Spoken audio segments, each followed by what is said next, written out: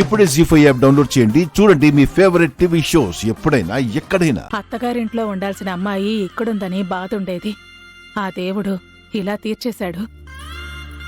ఇటివ్వండి, నేను పట్టుకుంటా. పర్లేదులేమ్మా. ఇక్కడుంటే మీకే ఇబ్బంది ఉండదు.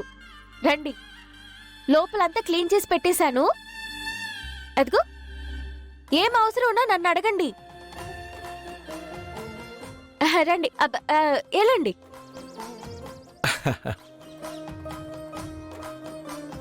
వెళ్ళు వరాలు.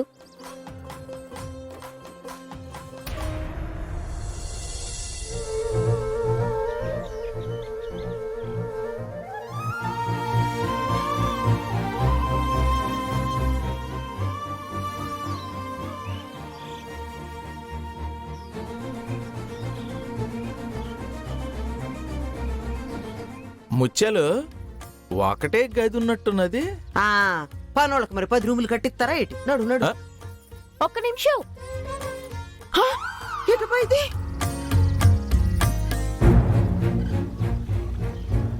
మాకు మీరు సాయం చేసినందుకు మేం మీ కాళ్ళ మీద పడాలి గాని నువ్వు మా కాళ్ళ మీద. అయ్యా ఏటయ్యా ఇది? పెద్దోళ్ళ కాళ్ళకి నమస్కరిస్తే ఏడు తప్పు ఉంటది. 2 చేతులు నెత్తి మీద పెట్టి సుఖీభావాన్ని తీసేస్తే సరే. కానీ దీవించా. సుఖీ బావా లేమ్మలే. ముందు పాలు పొంగిద్దాం అత్తయ్య.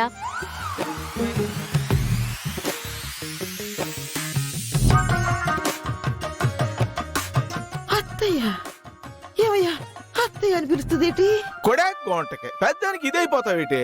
మన ఇంట్లో ఉన్నప్పుడు నిన్ను అత్తయ్య అత్తయ్య అని పిలిచినది కదా, అదే అలవాటుతో పిలిచుంటది. మేం పాలు పొంగించడం దేనికమ్మా? మీరు కొత్తగా ఇంట్లోకి దిగారు, పాలు పొంగిచ్చాలి కదా. మీరిలా కూర్చోండి, చిటికలో వచ్చేస్తా. వరాలు నువ్వురా. ఇటు మావయ్య, మీరు కూర్చోండి, నేను చూస్తా. కూర్చోలు రా.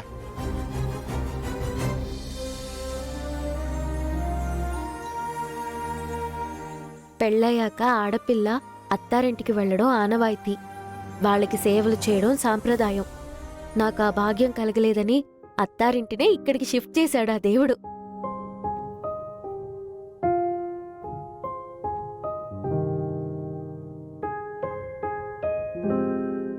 ఎరా అయ్యా, అన్ని పెట్టేశారా? అన్ని పెట్టేశాం నాన్న. అత్తయ్య, మీకేం అవసరం వచ్చినా నన్ను పిలవండి, ఏం కావాలన్నా నన్ను అడగండి. ఈ రోజు మాత్రం మీరేం పని చెయ్యొద్దు, మొత్తం నేనే చేస్తాను. నీకెందుకమ్మా అంత శ్రమ? మా ఇంట్లోనూ ఆడోళ్ళు ఉన్నారు, వాళ్ళు చూసుకుంటారులే. మావయ్య, మీరు కూడా అలా అంటే ఎలా? మీ ఇంట్లో కోడలుగా ఉన్నప్పుడు నాకెన్ని చేసి పెట్టారు, ఎలా చూసుకున్నారు? మరిప్పుడు మీరు మా ఇంటికి వచ్చారు, నేను చూసుకోవద్దా? అప్పుడంటే నేను కోడలుగా నటించాను, కానీ ఇప్పుడు నిజమైన కోడలు కదా, అందుకే ఈ సేవలన్నీ. జీ5 యాప్ డౌన్లోడ్ చేసి అన్ని ఎపిసోడ్స్ పూర్తి ఉచితంగా చూడండి.